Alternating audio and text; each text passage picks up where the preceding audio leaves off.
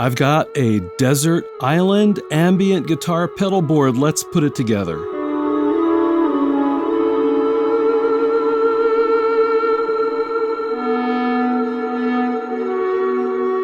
Okay guys, I get lots of questions here on the channel. Bill, if you could pick only one reverb, which one would you pick? Bill, if you could pick only one delay, which one would you pick, etc.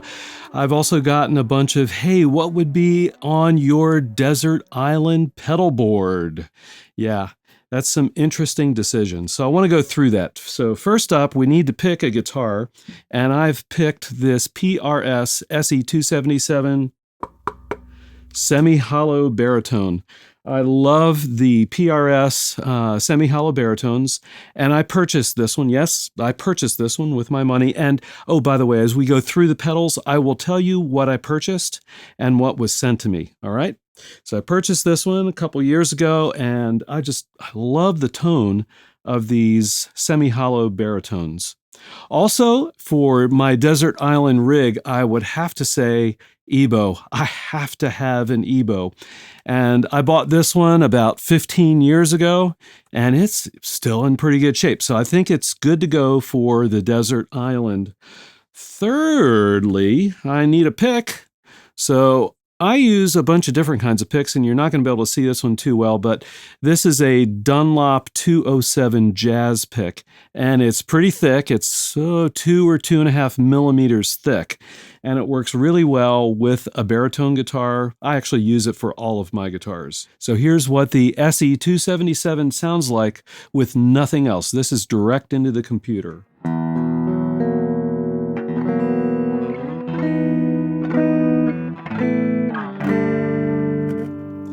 You almost don't need anything. It's such a great sounding guitar. Now we need a pedal board, and we need to start populating the pedal board. I'll add one pedal at a time. First up is the Wampler EGO Compressor.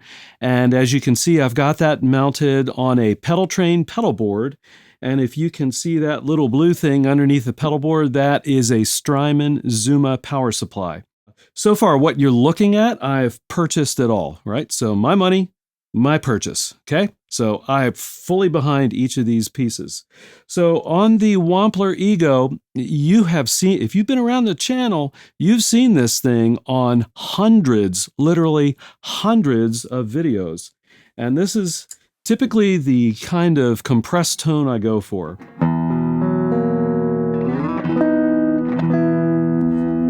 Let me turn that off.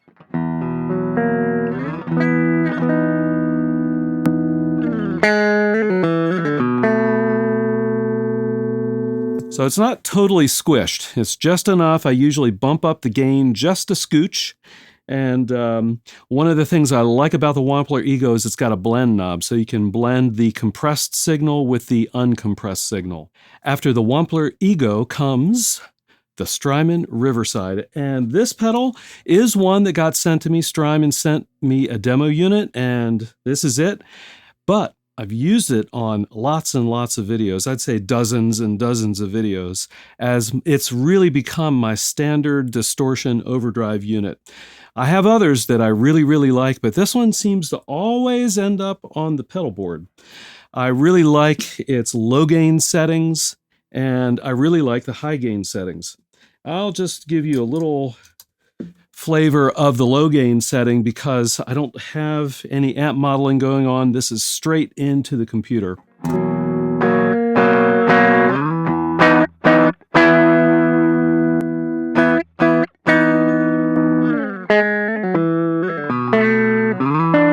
Okay, a little high gain, but it's going to sound like crap.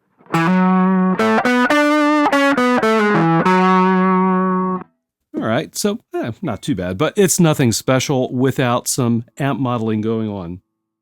All right, I've got a compressor, I've got an overdrive. Next up, I need an amp modeler.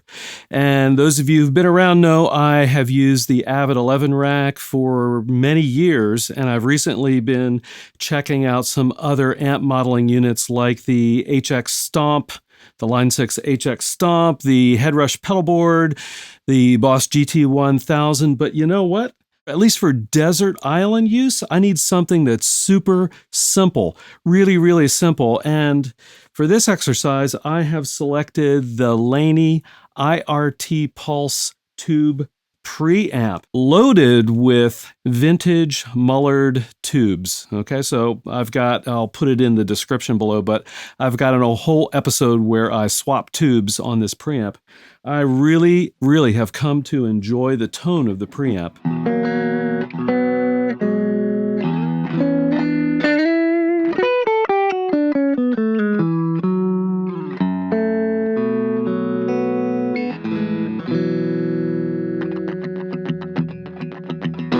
It's just a really sweet sounding tube preamp. And I'm not going to crank it up and show you all the tones you can get out of it, but there are a bunch. But when you combine it with a Riverside, oh my goodness, it's pretty cool. Here we go.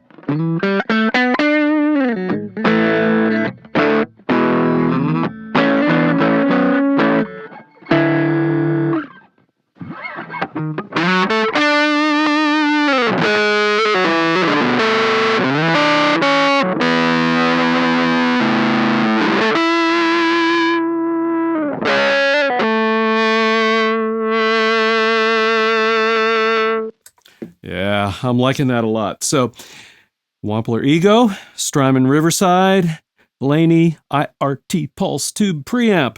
And by the way, I did buy the Laney IRT-Pulse. Next up is a pedal I purchased probably in 2003. And if you've been hanging out here, you know exactly what I'm talking about. Yeah, it's the Morley little Alligator volume pedal.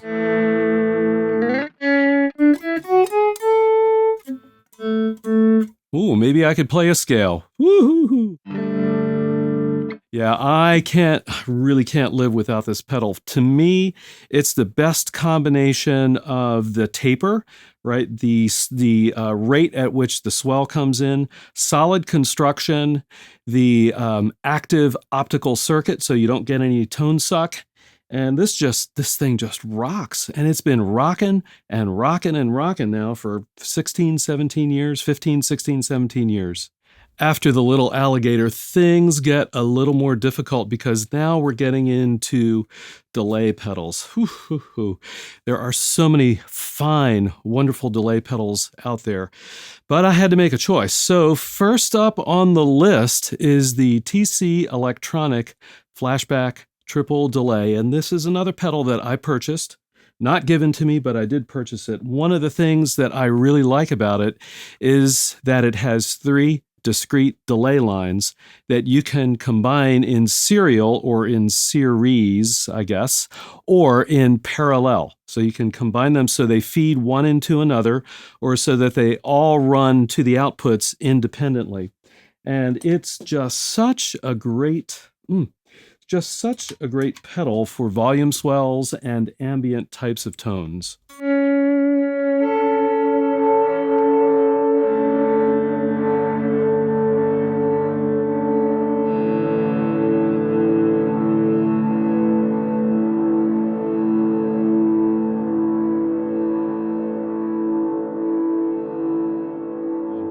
All right, 2 more pedals to go. Another delay pedal and a reverb pedal. Let's talk about the second delay pedal. This was one I bought about 5 years ago, and that is the Strymon Timeline.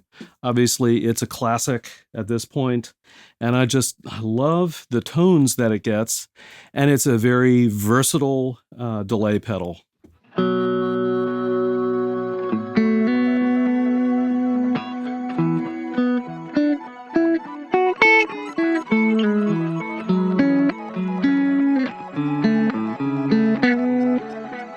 Yeah, it's just a great sounding delay. There's so much you can do with it. And when you combine it with some of the delays out of the Flashback triple delay,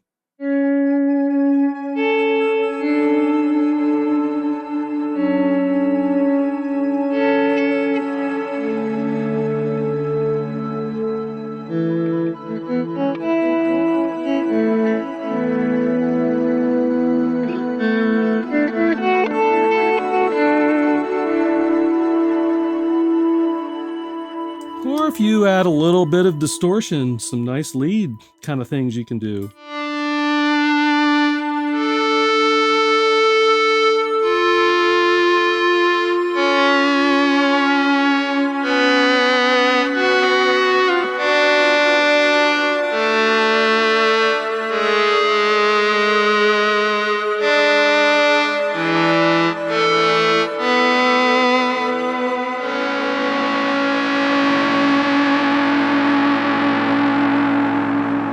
And finally, here at the end of all things, to poorly quote J.R.R. Tolkien, we have a reverb, and that, oh my goodness, that is kind of a rough choice. There are so many wonderful reverbs out there, and I actually own multiple pretty amazing reverb units. But because I've got the Flashback triple delay and the Strymon timeline, I can do shimmers, I can do fifths, I can do swells, I can do all sorts of things with delays.